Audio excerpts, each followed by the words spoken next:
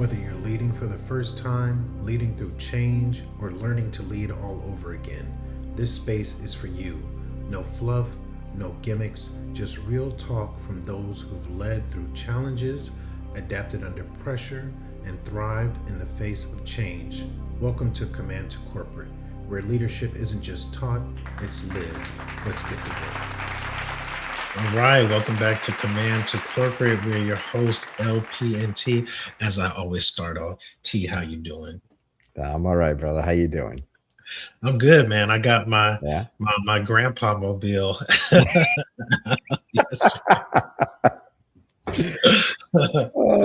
Uh, man, okay. I mean, it doesn't look that bad. All right, fine. Hell, I'll look give you at that. But still, I mean, all I can think of, it looks like a child seat behind you.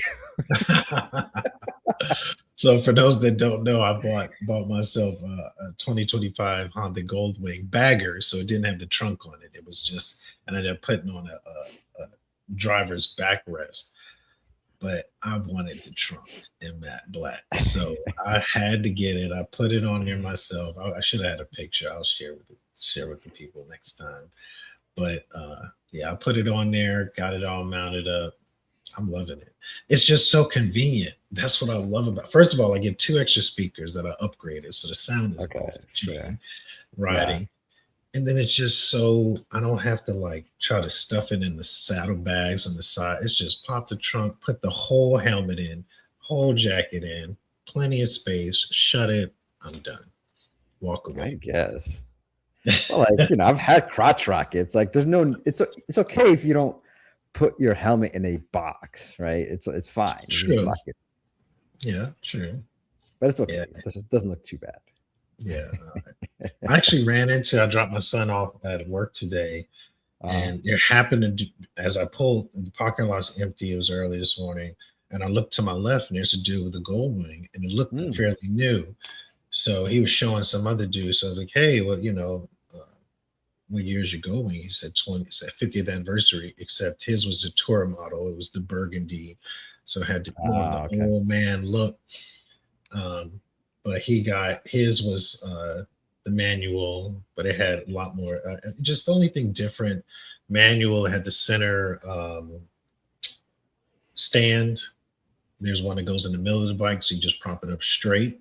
It also has the Mm, side one, but it has both, and then it has the gotcha. back AC controlled seats in the back. Yeah, you can There's cool and AC in the heat the. back. Yeah, the seat you can cool and heat the Yeah. seat back or Okay. cool it at least something like that. So I Cool. saw those controls, which I could add on to the bike if I wanted to, but I'm not gonna do all that. But he did have engine guards and saddlebag guards because the engine sticks out to the side, and Mhm. if you drop your bike, you could crack it. And if you crack Mm. it, that's gonna be a shit ton of money. So he said he got it from some brand called T Rex, and I looked them up. Pretty reasonable pricing. I said, well, I think I'll do that at least because I would not. I would hate to drop it and then have to spend way too much money on something like that. Yeah. So I said, I think So that's the those way are I'll just do it. pegs, right? Like peg looking things that No, screw they're on. brackets. No, they're brackets. They Oh, screw, really? but they put a little bit of a curve on the engine. So if you Ah, drop it, it's going to hit the metal brackets, not the engine. And then on the okay. back, if you drop it, it's not going to hit the saddlebag. It's going to hit the Got you. thing. So I was like, all right, I'll go ahead and get those. 'Cause it's like Yeah. $500 or something for both for all of them. Really? Yeah, it's pretty inexpensive. So I'm not, I'd say really as in like that's an expensive. you That's thought it was expensive. expensive? Oh, Yeah. I'm getting let my bougie out. I'm sorry. You're right. It is expensive. I didn't think it was that bad. Well, I guess compared to the price of the bike, sure. Yeah. Yeah, yeah. And I've seen other part. Well, I looked at maybe because I'm comparing it to another brand that makes for it, and it's like twice as much. Oh, really? Okay. That was expensive. So I guess I was comparing the two, and I'm like, that's not bad. So Yeah, because I think for crotch rockets, they have like just little plastic pegs, that you just screw on, and so when mhm, you lay it down, it hits the peg and not the body of the bike at all. So I that's got what you. originally I was thinking. Okay. But okay. Now we just gotta get you. So I exchanged numbers with the dude. I said, hey, because I didn't know anyone else had a gold wing, and I said, if you ever want to ride, uh, reach out. So Hmm. we'll see. All right. Yep, got it paired up with another gold wing guy. And then now we just got to get you into something that you could hit the road with again. No crotch rockets, leave that out the door, man. I We can don't get know, you man. a nice, slick, smooth cruiser, low. You can get you one that's like naked, don't have all the bells. Hmm. Yeah, we need to go check it out. I'm sure we can get you into something. Maybe I do want a bike. I give you that. Oh, there we go. There we go. All right, we Dude, go. We go yeah. make time. We go check it out. Crotch rocket though. I don't know if I Dude, no. We gonna get you sitting on a couple of them, and then All we'll, right. we'll there we go. All right, so we'll jump Cool. into it. So today's episode, this is a bonus episode because we actually didn't have Mhm. this one queued up initially. This came from feedback, conversations, all kind of stuff. So today's topic is if you're in charge, be in charge. If you're in charge, be in charge. And we're gonna jump right into it. So when did leadership become more about protecting comfort than leading people? Mm. When did That's a leadership tough one. become more about protecting comfort than leading people? I don't know. I think I remember, coming out the military because the military is all about the people. Hmm. Um, Coming out the military, I had that same mindset, and I would fight for the people, fight for my teams, fight for my employees, and it was actually almost like looked down upon. Like, why aren't you here more so for the management, for the company? Like, it just wasn't like almost like, oh, you're one of those that actually cares about people. Almost like you're not going to make it here if you don't become a company man, so to speak. Where I would throw myself out there for the people and fight for them, and it's all about equality, and making sure it's done right and everything like that. Um, yeah, that's just my 2 cents on it. What do you think? Well, like I mean, I think I hear you, but like I think this is more about when people become more friends. They want to comfort their team as opposed to leading their team, right? Being a manager. That's yeah, that's true. That's the kind of way I took it. And you know, looking back at the army, I personally think the army got people can hate me for this, but army got soft at one point, right? Softer Mhm. than when I came in. I'm sure everybody could say that at one point or another. No, I would Um, agree with you. I would agree with you. and so I say it got softer when we started struggling meeting our recruitment goals because there was just several years where we were struggling meeting our recruitment goals. Another thing that didn't help is we were struggling meeting our recruiting goals during war, right? And Mm. so the army started doing like more reenlistment bonuses. You've heard like crazy reenlistment bonuses because we just couldn't get people in or stay in. People were leaving, and so we started getting softer. We started giving out bonuses. We started treating it like a 9 to 5 job, and that's Mhm. when I started really noticing it in the army. People like past four. They're like, "What do you mean we have to work past four?" know? Like I started getting pushback on that. Me when I first came in the army, they're like, we don't care. You stay till 6, 7, until mission is done. But Yeah. it got to a point where people will start pushing back. They're like, 4 o'clock, hey, let's go. We got to get out of here. People Oh, s- started demanding an hour release early, where before it used to be an hour early for, doing a good job or reward or whatever, but it's becoming an expectation. really? Um, yeah. Oh, yeah. So, I mean, obviously, it all depends on the job that you're doing, right? So, granted, mine was probably more office focused than field focused, Mhm. right? So maybe Okay. that's my experience. But yeah, I think we gotten softer when we were struggling to meet recruiting goals, and the army started treating it like a 9 to 5 job, and people got that expectation. Um, So yeah, now we were trying to keep people in, right? Because even as a commander, it's like your retention goal, your retention re-enlistment goals, right? You had goals to make sure people re-enlist, and you can't piss people off if you're struggling to keep people in. And you can't piss people off if you're at a war and you need people in and you can't recruit more people in. So I Yeah. think that's kind of when we started getting too soft, you know. But that's my opinion. Yeah. I mean, going back to your point about people wanting to be friends with their like Hmm. subordinates, maybe I do know that there's some leaders that lead by wanting people or having people doing things for people to like them Hmm. versus holding them accountable and knowing when to, when you got to be firm, you got to be firm. But their Yeah. approach is like, well, they just have to like me. And I just want to, whether that's taking them out, inviting them to your house, going, to an event with them, and this is early on. Like you may not even know them that well, but it's all, or Hmm. oversharing, or I think that's a big one. And telling all your just somehow to bring them in where they just like you. Whatever you can do to appeal to that, thinking that if they just like me, they will do what I ask. And it's like, no, they some people are going to take advantage of that because they see that that's all you do. So they're going to run right over you. You tell them to do something, they ignore you, they talk to you however they want, True. and you're not able to get through. And because you are behaving in that manner, you don't know how to then course correct because you've gone down the path too long. So now that would lead to the next question: why so many managers are afraid to have direct conversation with employees who are underperforming or causing problems? Why are so many managers afraid? And I mean, that was one of the first things you and I talked about. I really, if you're in charge, be in charge. Like if Yeah. you got to have a conversation, I think as long as you have the facts, you have it Hmm. written down. But I think this where it goes to people don't know how to be in charge. They don't know how to be leaders. No one Hmm. taught them how to do it. Where you and I coming out of Exactly. the military, you go through Exactly. training, you go through schools. This is you're basically trained on how to execute and perform. So once you're in there, we have monthly counselings.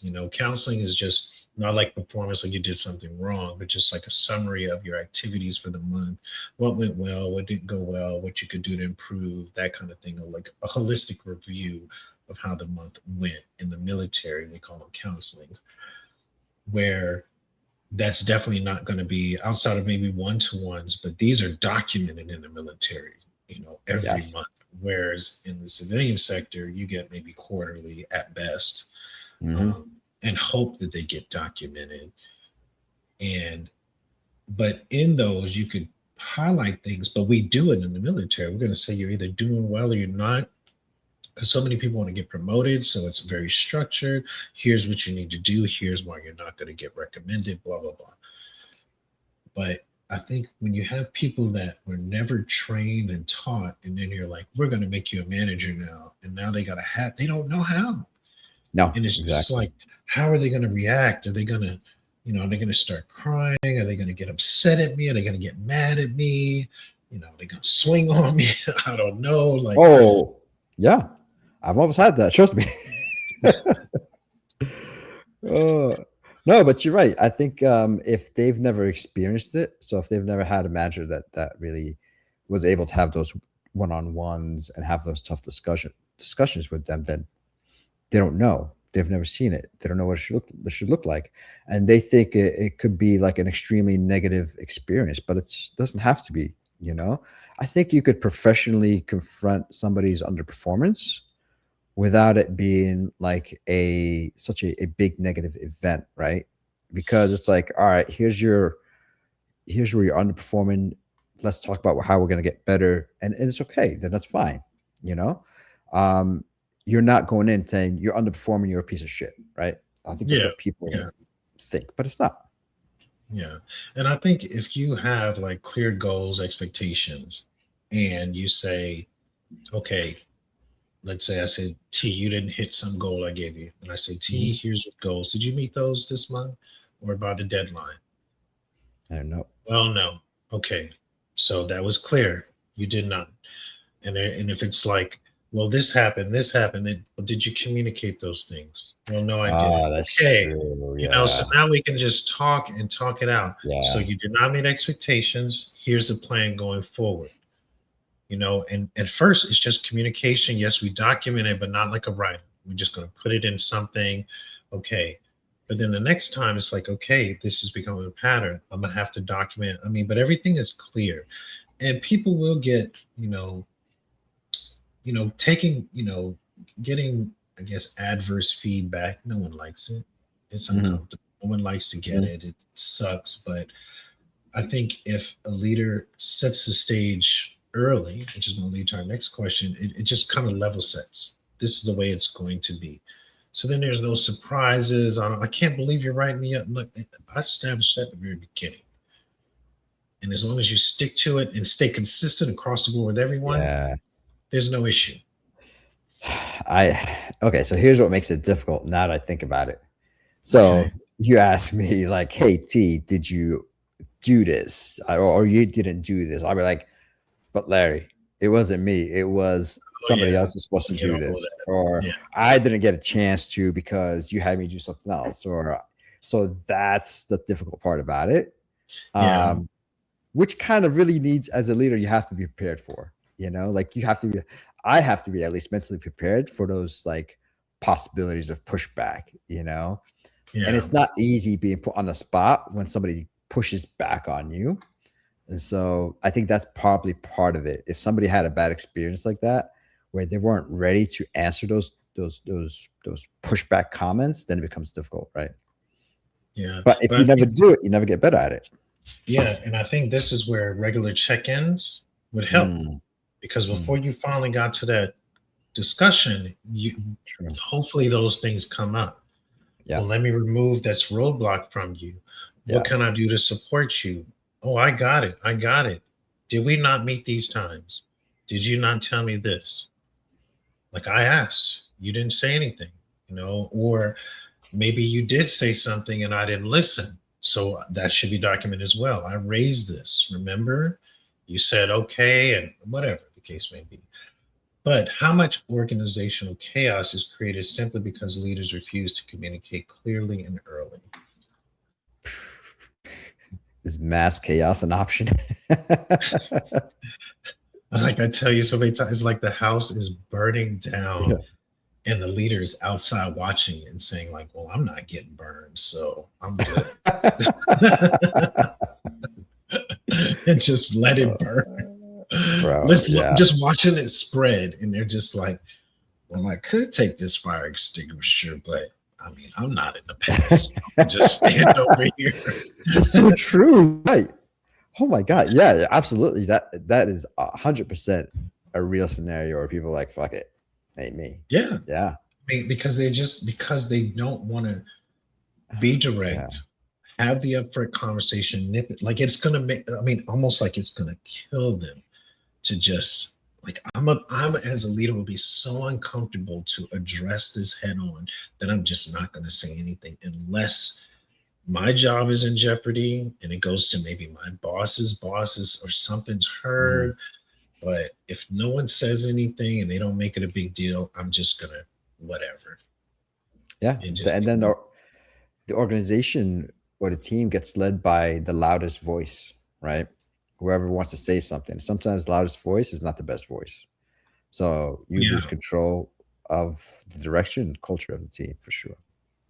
Yeah, and then you start getting the hearsay and the comments and the gossip and then the communication. I've seen communication between teams start to get like very confrontational, that kind of thing. And I've had team members like, this is, and I don't use the word loosely at all, becomes a toxic environment where they don't even don't want to come to work.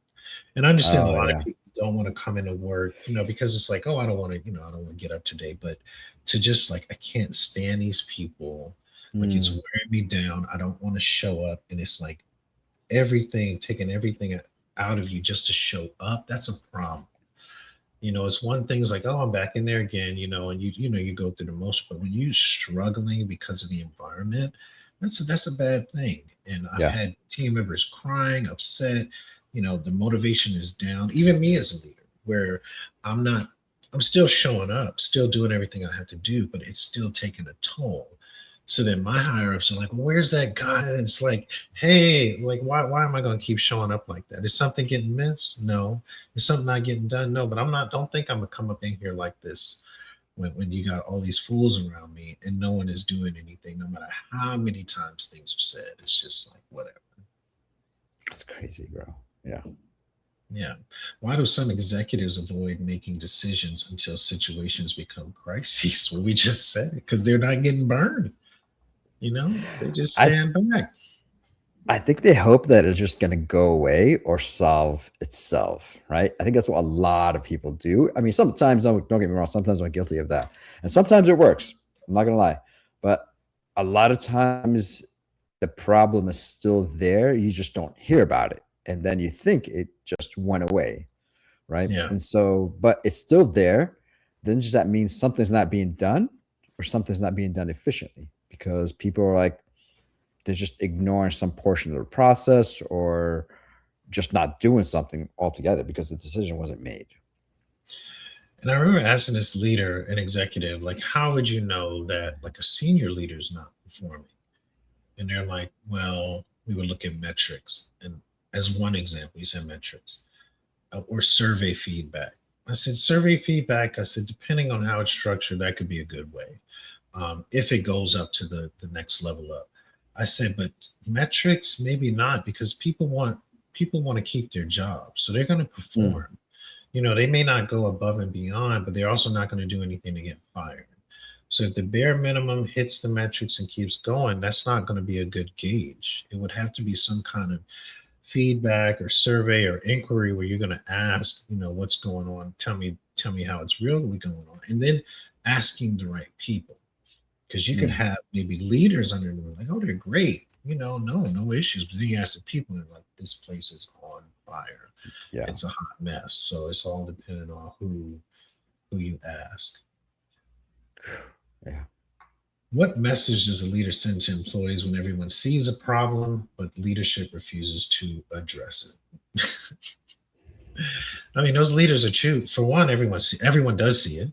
Yeah. And they just say, they're not going to do anything about it. They So get why should talked I? to and yeah, it's like, whatever. They're not going to do anything about it. They avoid conflict. So it's not going to go away, and people just kind of run amok, and that's it. And then or it's said, but nothing changes because the leaders, the people that leader engage with, they don't respect them anyway because of how they are. So you go, yeah, I'll fix it. Yeah, I'll do better, blah, blah. And they don't change the damn thing because you're not going to do anything, and they know it. Yeah. If a leader doesn't care, people are like, well, if he or she doesn't care, why should I? Right. Or they see it as an opportunity where I'll just drive direction in my favor, And Yes, so that's true. you drive, direction in your favor, and then everybody else just suffers too. And then the leader's like, still not there. And that's no problem. Yeah. I've seen some of those toxic people, they skip the leader and they go above them to their up, and they try to connect with them. And they make it seem like, well, that person I report to is actually a problem. Or they try to get it where they have favor.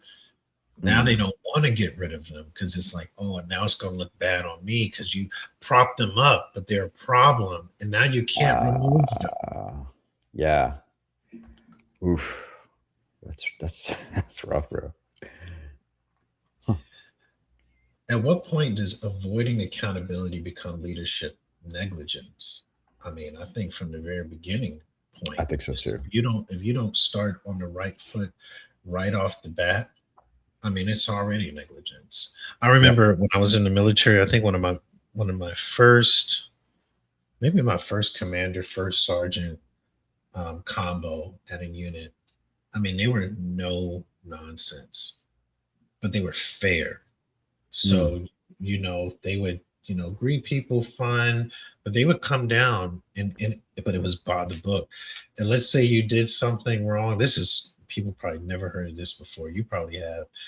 And he was like, I'll have you out here cutting grass with scissors. And I was like,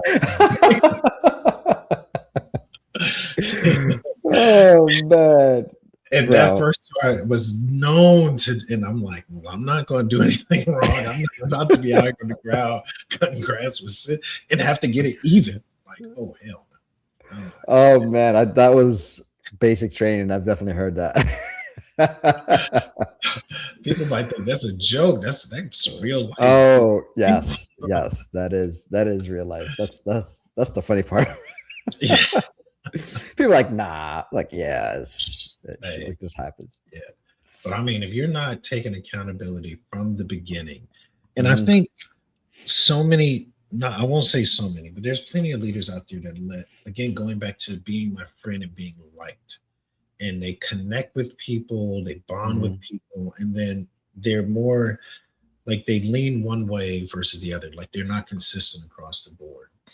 Or Sure. you might have some leaders, they just like someone and they just keep giving them opportunity, keep throwing them out there, forgetting about everyone else. Whatever the connection is, you came from the same background, you worked previous consulting company, or sometimes it's attraction, and the person plays on them and plays on it to get what they want, knowing they don't actually have your back. They could be a problem amongst others, but you're just totally blinded, just completely biased to them for no reason, and don't hold them accountable. And it's like it has to be fair across the board. Everyone can get it. That's what everyone needs to know, is that everyone can get it. Having side conversations, talking about my weekend, talking about my dog, my this, my that, that has nothing to do with work. Yeah, I mean, as long as a person's a leader's fair, everybody knows where they stand, right? They're like, okay, I may really, fuck up, but like, I know what's going to happen because I've seen it done, and my leader's consistent and whatever. So it's good. It's good to know nobody's getting over. Then you feel like, okay, we're all in the same boat here. Yeah. Okay. Why are organizations promoting technically strong people into leadership roles without preparing them to lead people? I think that's just the traditional route, to be honest with you. They don't Yeah, know any better. yeah, It's just it's all over the place. I mean, we've talked about it before, and that it doesn't make sense. But no. they don't have a path to promotion. They do. I mean, as in preparing you. Let's say that they don't have a path to prepare you for promotion. And for a lot of them, they've done the same way, and they think, well, you show up to meeting, you take charge, or whatever the case may be, or you're just really technically proficient, you can guide others in tasks. Let's put you in Hmm. charge of people, even though you've never been, and just think you'll be successful.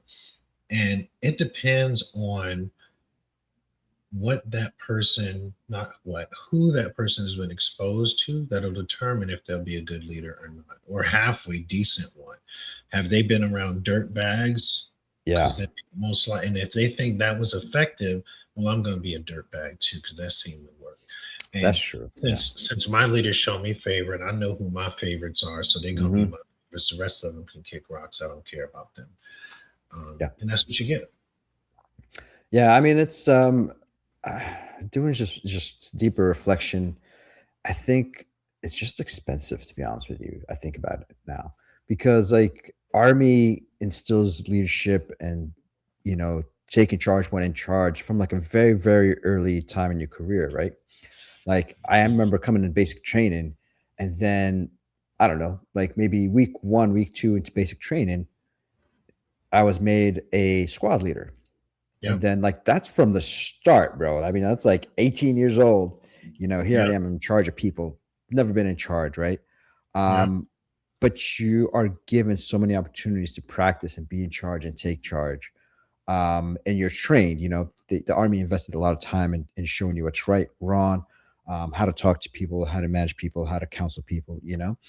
And so that's a lot of investment. So I think about it. I mean, that stuff doesn't really happen in normal civilian corporations. And that's probably part of the problem. So you get a high performance team by a person that is really is a good leader from experience or for reading about it or whatever. So yeah, that's tough. I don't know, but I think it's investment into leadership and management. If it's Yeah, lacking, then it hurts. but I think about like when you talk about the investment and the cost is expensive, but you think about the military's approach of, you go to a school, you go as a group, you take your leaders from different places, you show up and you get some kind Hmm. of training. I think if a company took that approach and it's internal, outside of Mm, paying the expense of them traveling, and of course the course itself has a cost, but it's internal, it's developed, you rinse and repeat, hopefully expanded. So that would be cheaper than if each of those individuals went out and took a course. It's yes. probably going to be even more expensive because they're just Yes. finding and hitting your budget. So I think companies should really think about how can we take like fundamentals of leadership, bring it in house, develop a team, have a training department or your talent management group or whatever, and think Hmm. about doing that, but really building it out where people truly walk away with a good foundation of how to be a leader. Like walk them through things like having a difficult conversation, scenarios, role playing, whatever the case may be, how to do a write up, how to reward performance, talk about removing biases, no favorites, fair Yep. and impartial for everyone, but focusing on that way you have a better culture, better Hmm. environment, or consistency. I think when they just again just throw people out there, you're setting people up for failure on the leader's part and people. Because if you Absolutely. also that the notion of like when people become promotable in the military, it's to me it's like an automatic respect. They get promoted, you respect them off the bat because now they're a sergeant or they're a lieutenant. It's just that switch. All right, sergeant, what do you need? Like off the bat. But sometimes when it comes in the civilian sector, oh, you're my boy, you're my girl. Come on. Yeah. I need to take some time off. Like I don't need to put in PTO. Just cover for me. But like it goes back to a lot of times you respect the rank, right? Because what it took to get to that point. You know all the training, all the schooling, Mhm. all the stuff the positions you've held to get to that point. So they respect the rank. But like here, you're like, oh, you just got promoted for one reason. It could be a good reason, it could be a bad reason. So it could be good reasons like, yeah, he or she is an excellent tech or mechanic or whatever. And like, okay, I see why they promoted him. Or you got promoted because they knew somebody, and somebody just said, hey, I want this guy in, whatever. Yeah. So you never know, right? But like in the army, you respect the rank because it's like not only you're technically good, but you're tactically proficient. You're a good leader. You've managed people before. You've had these positions that are difficult, and so you kind of automatically say, okay, yeah, yeah, I respect that. They've done their time. And that's a good point because, when you end up going to a school, you leave your unit and you go away for a certain amount of time. Mm, So then they know that you put in some kind of training and work. So when you come back, there's a respect that you've done that. And they yeah, also viewing you a little different now because it's like you've actually put in that time. yeah, Gone. And so they think, how was it? I can't wait to get there and then I go. Because some of those schools are, anywhere from two that's months to tough. 6 months, and it's a lot to go through. Yeah, I feel like the shorter the school, the more intense it is usually. True. Yeah, because they got to cram so much in. You're right. Yeah. All right. How do passive leaders unintentionally empower toxic behavior inside the organizations? Well, they don't do anything. They just, to me, let it run amok. Yeah, and so that's what happens, right? Kind of the loudest voice takes over, and that loudest voice may be operating in their own interest, and they're not really a great leader. So by being passive, you let other people take charge. You know. And let me tell you, I think one of the craziest things I've heard is where a leader says, maybe I bring up a situation and they're like, well, why are people saying this about you? I don't know. What do you know about me? You talk about rumors and gossip? What do you as a leader know? Have you been paying attention? Have you been listening when I come in here to these one-on-ones and tell you? I mean, to have a leader like question, I had one time question like what I almost like I was oh, I remember. the leader told me that I was a status quo person. And I was like, Mm. people look at you as status quo. I was like, status quo. I said, okay, hold on a minute. I'll be back. And so after the meeting, I set up another one, and she thought I was prepared to quit. And I said, let me show you everything I've done that has helped build the foundation of this department. I had a laundry list of stuff. I mean, a laundry list of stuff. All these documents, processes, systems. I said, does this look like a status quo person? Because status quo wouldn't have done any of this. Oh, yeah, you're right. I'm sorry. Why did you say it in the first place? Like, what excuse are you making for other people? Like, what are you doing? Yeah, but you also got to fight for yourself. We talked about this, right? You got to, You do, but yeah, why would as a leader, you're going to take that kind of, like, to me, a passive approach, or why would you do that? Like, you chewed up to do that. Like, what do you know? You know better, and you're going to come in here, come at me like that. You should know better. Hmm. Well, All I right. say you should, but they don't. Yeah, like, no, I don't mean this in a bad way, but yeah, you need to probably tweet your own horn then a little bit more. Yeah. See, do you think about Yeah. it? You think about it in the military. Did you have to toot your own horn? Ah, In you took some too ways, long. yes. You took too Yes. long. It should have been So like, yeah, look, always. You didn't have. All right. no, See, but he's like, busted, people. He's busted. It's no, already. when you write a support form or when you have the quarterly or monthly whatever, I'm coming in with a list of shit that I've done, right? Yeah, you And should. But your and leader, you also expect your leader to. They shouldn't be clueless. They shouldn't be like, I didn't know sure, what you were doing. Like, how did you not know? yeah. They have to have a little bit of ownership. That's like you writing your own review. Hmm, I would want to contribute to my review, but to write it myself, are you not paying attention? What bro. if they're like, tell me what you did? You tell me what I did. I've honestly, I wrote so many of my own reviews in the army. Oh yeah, a lot. Well, in the Yeah, army, I didn't. I did not. you did Civilian not? sector, no. Civilian sector, I Oh write them. shit, bro. I wrote so many of my own reviews. It's crazy. Well, but I don't know. Maybe it's different because once you get up to those higher ranks like that, and you're reporting to like generals and all this stuff, I could see maybe they don't have. I don't know. I would think they would make time, but I don't know. I don't. Yeah. I definitely wrote my But when I look at the civilian sector, I don't. You're not. When I think about you know any high level rank in the military, you got your captains, your majors, that and being exposed to their level of responsibility. And the higher you go, the more it is. Lieutenant colonel, colonel, first sergeants, command sergeant majors, generals, each level of general, all of that. I'm like, I can see that you're busy. I could truly would say you are busy. But when I look in the civilian sector and I see these people, I'm like, you're not busy. There's no Hmm. comparison, I don't think. So there's no reason why you can't make time to have a review, document something, set a goal, do something. Not Mhm. just be like, oh, you're good. That's the Yeah. review. You're good. So I still, I don't leave any room for misinterpretation.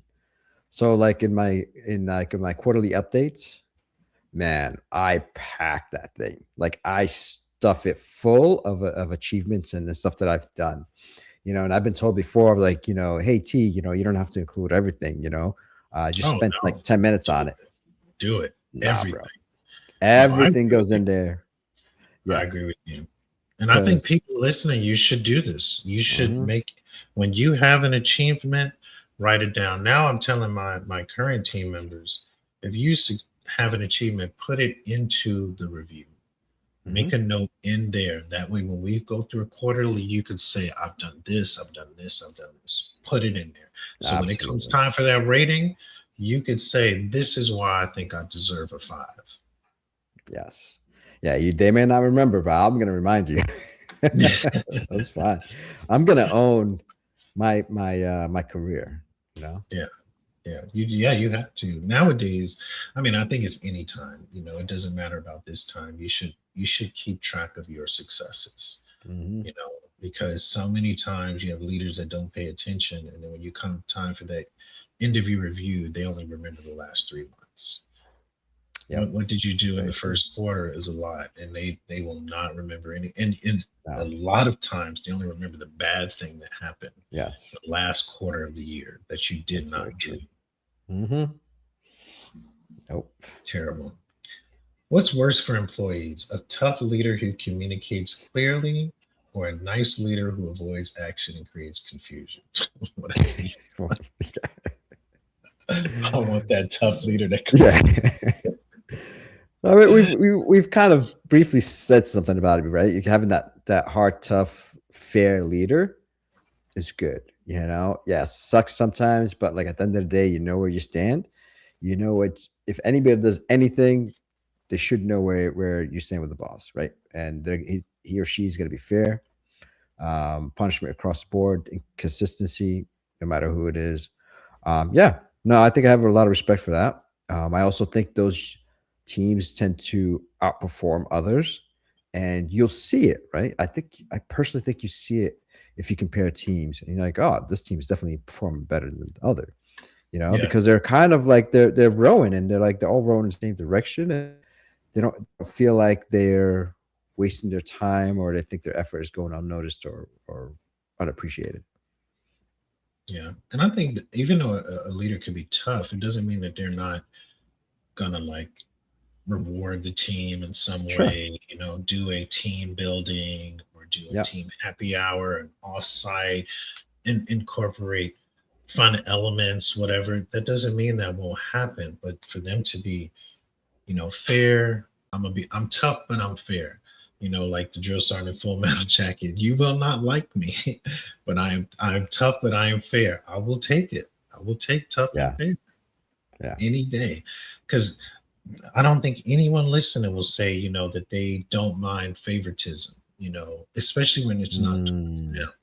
No one's going to say that. As soon as there's some unconscious bias, you already know. So would you want the nice one that avoids action or does that kind of stuff, or the tough one that's going to be just treat everyone the same across the board? yeah, Everyone bro. is equally worthless. That's true. That's the way it feels sometimes, though. Yeah, that's true. Oh man. Okay, we're gonna wrap it up with one last one. I mean, this we've been in this situation, so maybe so for the people listening, if you accept the Mm, responsibility of leadership, do you also and are you also comfortable with accepting the discomfort, conflict, and visibility that comes with it? And for me, I mean, we both chose it. So we're like, yes, I'm going to, because it will get uncomfortable plenty of times. There will be conflict yes. plenty of times, and you will be highly visible because that team, Yes. it is no longer as individual contributors about your performance. When you have people below you, it's about their performance. Yeah. Oh my God. So I recently went to talk to some new managers training. So some new managers get their training, and they're asking about end of year performance. They're like, well, how do you rate somebody that is trying hard, but they're not really perfect, as opposed to others that are barely trying, and they're not really perfect either, or something along those lines, right? It's basically something that came down to, do you reward hard work, or do you reward like easy accomplishments, or something to that effect? And I was like, listen, I was like, this is your job now. This is your responsibility to make those tough decisions. That's why you're becoming a people manager. That's why you're here. It is now a change. Like, you have to look at it individually. You have to look at it across the board, and you have to see, okay, I'm going to make this decision, and I'm going to be okay with it, and I'm going to sleep well at night. And it's really funny because it's like people were given different answers on what the right thing is. I told them what I would do. I was like, yeah, somebody's working their ass off and really working harder than others. Yeah, I think I would reward that person. Um, and people are realizing, oh, like sometimes. I have to make the tough decisions. I have to be uncomfortable and owning those decisions, Yeah. because they see it in other people. They see it in their other managers because they've been in a situation like, oh, I can't believe my manager, rewarded this person. They didn't achieve 100% or whatever, you know? Um, and so they're starting to realize, like, oh, my manager's done this or my manager's done that, which I disagreed with. But then they're slowly realizing that there's more to it than black and white. Yeah. So there's a lot of discomfort in making decisions that are tough calls, and as leaders, you have to make those tough calls and own them and defend them and, live with them. And so, That reminds yeah. me, if I can interject, when I was in Korea in the army, I had got a opportunity to work outside of my job as a S3 NCOIC. So I went to battalion and I was working directly. Well, there was a master sergeant in charge, and I think there was a lieutenant, but ultimately the command sergeant major of the unit. And I would hear him go over to the discom sergeant major. So battalion is lower than discom, and he would try to fight those battles and lose and Mm. say like, I don't want my battalion doing it, or I don't want to do this. And they're like, well, you're going to go to do it and this and that. He would come. He has now owned the decision. He lost the fight. He's owning the decision. He goes and he goes in front of the battalion. He's like, here's what we're going to do. We're going to go support this and that. And maybe they just came out the field and they're tired, and all they see is, and Oh first man. sergeants are like, Yeah. top, they come on sergeant major, like, they're trying to, and it's like, I don't want to hear it, move out, execute. And then once I got on the other side, and I'm like, no, our sergeant major is fighting. He lost. He just owning it. So it looks like it's his decision. It's not. He has no choice. But he never let anyone see that it wasn't his, like he fought the battle. No excuses, nothing. He owned it 100%, said it, move out, that's it. And he would look like an ass. But I'm like, I saw him fight. He lost. I have every Yeah. respect for it because he went to bat for us. He just didn't. Yeah. And he didn't complain about it. He just Nope. like, all right, we're just moving forward with this. Yeah. Yeah, and that's it. It's And I awesome. think Yeah. it's just what you have to do as a leader. You have to own it one way or the other, and that's it. Go Very for it. true. Execute. So again, if you're in charge, be in charge. Some key takeaways, right? Silence from leadership is still communication. It's Mm. poor communication. Employees will lose trust when leaders delay making hard decisions. So if you're taking too long, act swiftly. Don't let things fester. Don't let that, if that house catches fire, go ahead and grab the fire extinguisher and put it out. Nip it in the bud immediately. Do not let it Yeah. fester because it just starts spreading. Hmm. Think about, a poison or, some kind Yep. of aggressive plant that you just can't, it's just going to start to take over and Yeah. it will destroy morale and bring people down. And then everyone will be saying, why aren't they doing anything about it? We're complaining. Why aren't they doing anything about it? And then you get Yeah. so far, too far deep. Now it's like, how do I do something about That's true. That's so true. That is very, very true. Yeah, it gets so bad that it's hard to get out of it, and it takes a it? long, long time.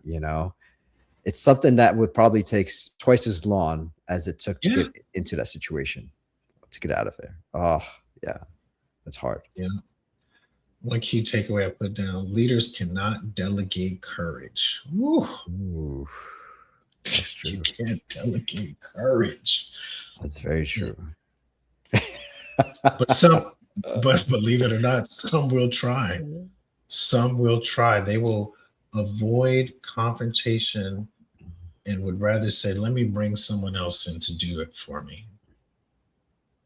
And then that would be their way of delegating courage. So That's crazy. leaders cannot, but those that don't call themselves leaders could, and they will. And it's a shame. It's, I don't know. Hmm. One of the biggest problems in organization right now isn't bad employees, it's passive leadership. Too many people want leadership authority without leadership responsibility. They just want the leadership pay. Yeah, the pay, the title. That's it. That's it. And on that note, if they, let's say they've gone up without any leadership schooling, whatever, no leadership 101, once they get to that certain point, why do I need it? I made it. I'm here. Oh, that's true. That is very true. Yeah, that is very true. And that's a rude awakening then when you're like, oh shit, like I have to lead now and they don't know how to lead. Yeah. Oh my God. Oh, yeah. Remember, folks, if you're in charge, be in charge. All right. Well, thanks for tuning in. Y'all know the deal. You want to catch us again? We're on YouTube. We're on Spotify. We're on Apple Podcasts. We've got some clips on TikTok. I got to make sure I check those and make sure we're up to date on those. Get some more out. We got some YouTube shorts out there, so you can get little snippets. But catch us on YouTube so you can catch the whole thing. And if you like the content, definitely do share with some colleagues and friends, whoever. Spread the word. Only if you feel moved to do so. We want some comments. We started getting some on TikTok, just a few, but I want to definitely get some discussions going. And remember, if you bring up something hot, we might decide like, hey, let's talk about this content. So that's true. Yeah. So definitely drop them in. There's no right or wrong answer. We don't know it all. T has one viewpoint. I have a different one. We're coming together, just talking it out. And so until next time, lead with clarity, lead with purpose, and always remember, mission first, people always, and we will catch you next time. Thanks, Larry. Thanks, everybody.